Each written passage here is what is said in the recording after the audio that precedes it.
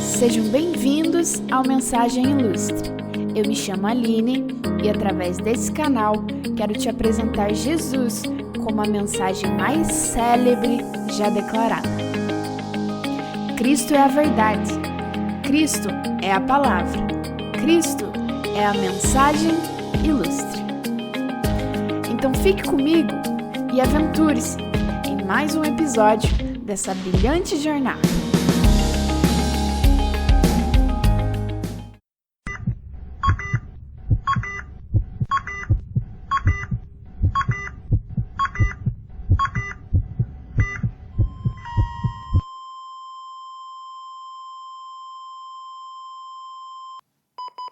Stand clear. Push to shock. Talvez você tenha sentido um pouco de angústia com essa introdução. Ela representa uma situação crítica de parada cardiorrespiratória seguida de desfibrilação, que é o famoso choque.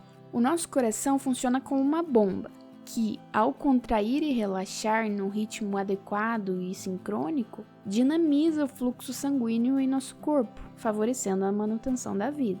Ele precisa ser tão infalível e constante na sua função que existem diversos mecanismos regulatórios dos batimentos cardíacos. Porém, há uma condição chamada fibrilação ventricular. Nesse caso, essa sincronia de contração e relaxamento é perdida e esse órgão vital adquire um movimento parecido com um tremor.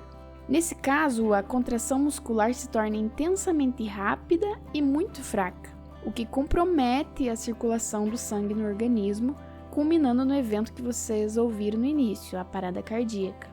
A única forma de reverter essa condição é liberando uma descarga elétrica significativa sobre o músculo cardíaco, que é o choque realizado pelo desfibrilador, que tem como objetivo induzir uma espécie de reset. Não entendeu? Não tem problema, eu explico melhor. Didaticamente falando, esse disparo elétrico força o coração a dar um stop total, a parar com aquele movimento trêmulo e ineficaz.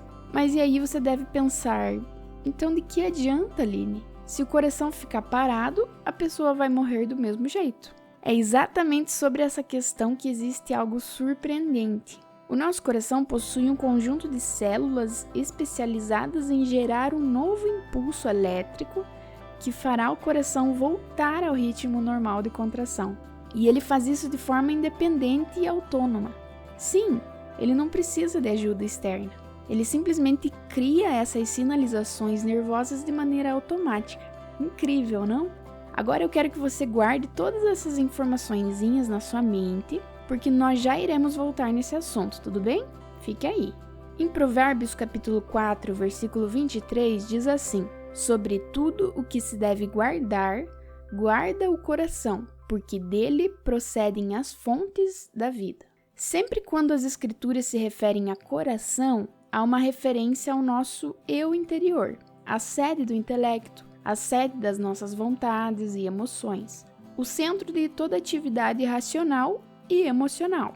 Nós sabemos que o coração não sente a tristeza ou a euforia, por exemplo, e muito menos toma decisões. Mas mesmo assim, culturalmente, nós nos referimos a ele como o protagonista da nossa alma. Você já parou para pensar o porquê disso? A explicação histórica e filosófica é que há muito tempo os nossos antepassados fizeram essa associação em razão do coração ser um órgão quente e móvel, o que se assemelharia de certa forma às nossas emoções, que muitas vezes se caracterizam pela sua variabilidade e intensidade. Desde então, nós mantivemos esse costume. No versículo que eu li anteriormente, exatamente essa questão é apresentada.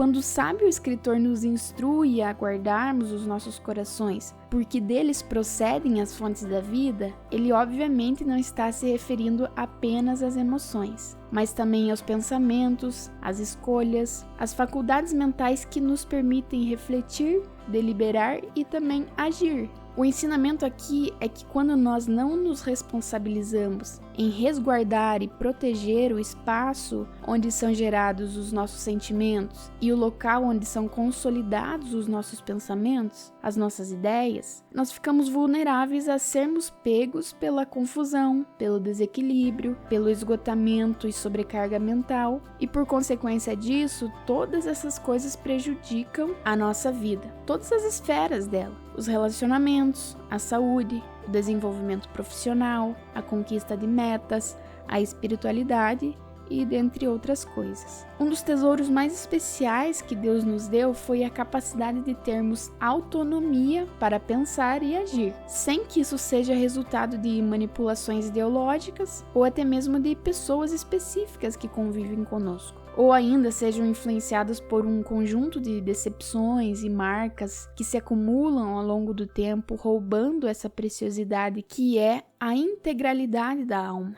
Quando Deus nos criou, Ele nos fez para sermos inteiros e não fragmentados, para sermos constantes e não solúveis, para estarmos ajustados e não confusos. Agora eu quero que você retome em sua mente tudo que você aprendeu sobre a parada cardíaca que eu expliquei no início, porque agora é hora de costurar essas ideias. Em se tratando do coração como o centro de toda atividade racional e emocional, o núcleo onde nós definitivamente somos nós, sabe?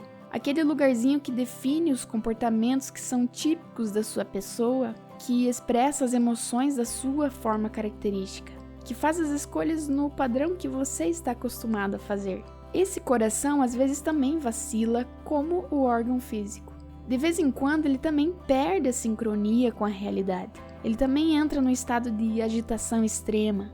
Em outras palavras, ele surta, entra em pane. Aparece a telinha azul, sabe? Ou aquela mensagem de erro. Há momentos em que o desespero bate a porta realmente. Há momentos em que a angústia e o medo simplesmente parecem gigantes e invencíveis. Ou às vezes a impossibilidade de visualizar resultados das nossas ações nos fazem acreditar que nada mais vale a pena. Também há momentos de decepção e frustração que até mesmo chegam a nos convencer de que aquela ruptura não vai mais ser consertada.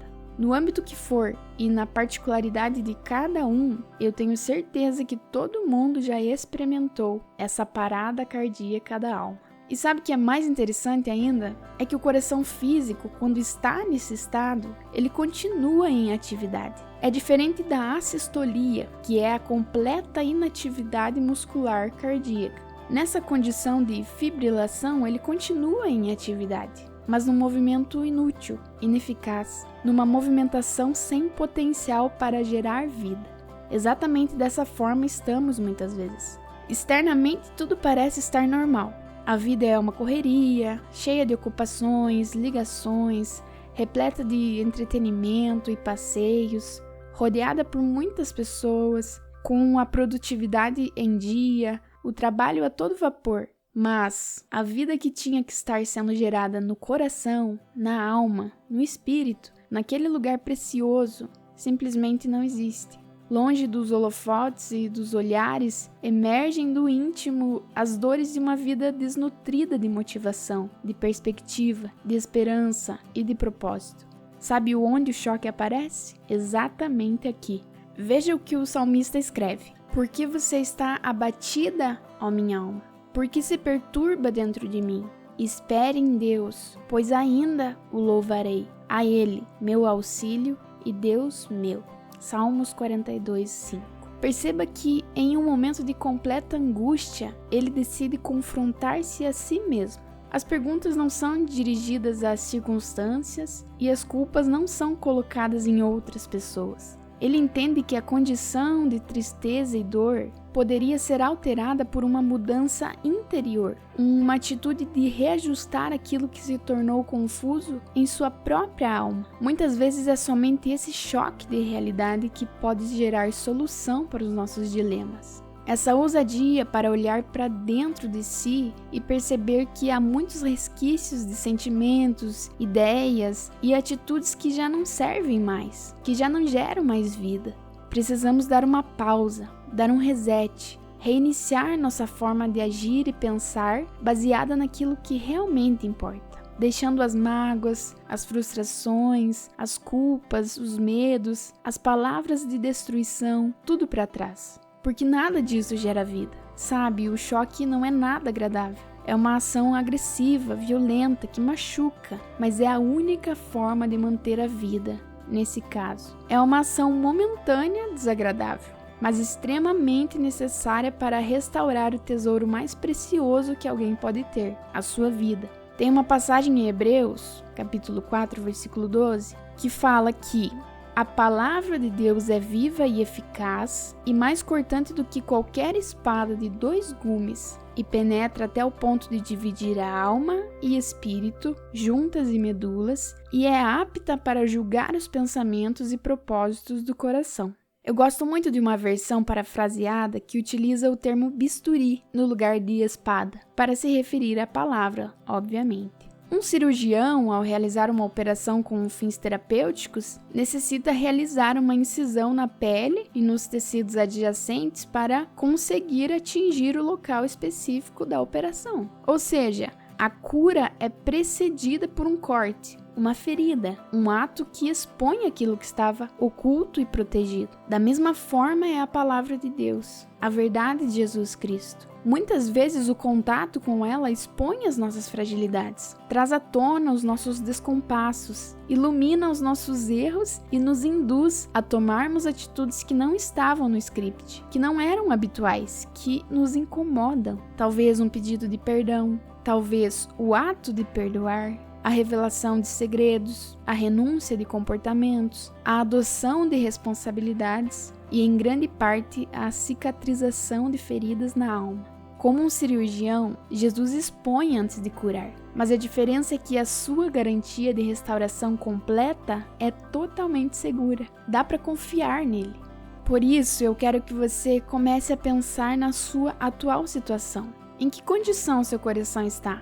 Como uma bomba que gera vida plena e cumpre o seu papel primordial? Ou como um músculo trêmulo que se movimenta sem vida? Se a resposta for a segunda, deixe-se tomar um choque de vida hoje. Deixe passar por um momento de reset, de rever aquilo que perdeu. Olhe para Jesus e pergunte o que precisa ser mudado. Eu te garanto que ele vai ter o maior prazer de responder e jamais te deixará experimentar esse processo de cura sozinho. Lembre-se que por mais difícil que seja reorganizar-se, reparar os erros, consertar as quebras e até mesmo reiniciar se for preciso, esse processo é só um momento passageiro comparado à eternidade de vida plena que você pode viver se decidir sair do padrão do erro. Que Jesus carregue o choque de vida para você. Afaste de ti tudo que não te edifica e libere a força que restaura o seu bem mais precioso, o seu coração.